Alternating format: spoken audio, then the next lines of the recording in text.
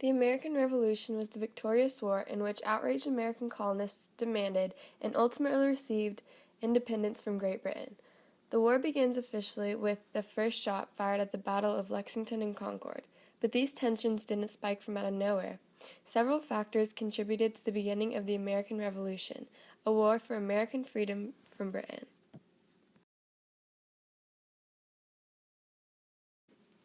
Most of these increased tensions date back all the way to the French and Indian War.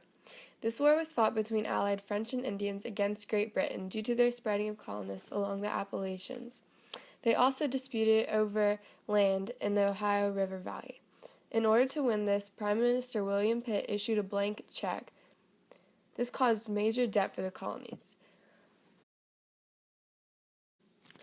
As a result of the French and Indian War, parliamentary sovereignty was enforced on the colonists, which meant that British Parliament was to make more decisions for them.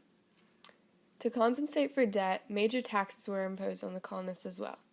Among these were the Stamp Acts, which caused colonists to purchase stamps for proof of payment of taxes, the Townshend Acts, which were taxes placed on glass, paper, tea, and other imported goods from England. This coined the phrase, "no taxation without representation," which was a battle cry from the colonists.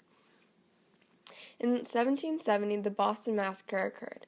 This was when British troops were taunted by an angry group of colonists in Boston, who were throwing ice and shells at them. The British troops fired into the crowd as a response to this. 5 colonists were killed, making it not even a massacre at all.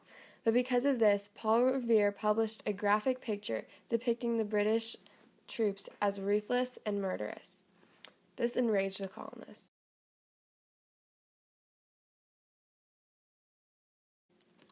Colonists responded to these imposed taxes by forming the Sons and Daughters of Liberty.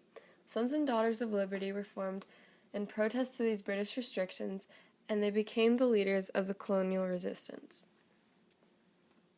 The Sons and Daughters of Liberty met and boycotted many of the goods that were being taxed by Great Britain.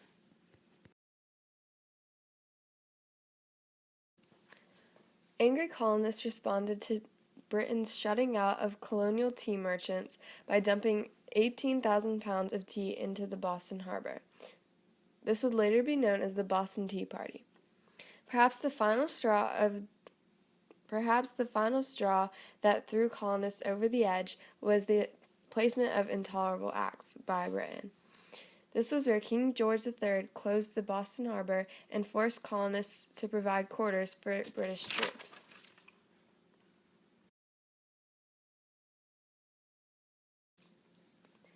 While all these incidents were occurring, ideas of enlightenment started spreading throughout the colonies.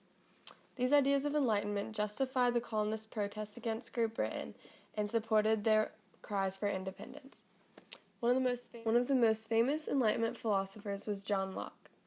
John Locke preached that all men were born with rights that could not be taken away from them, such as life, liberty, and property, and that any oppressive government that should try to take away these rights should be opposed.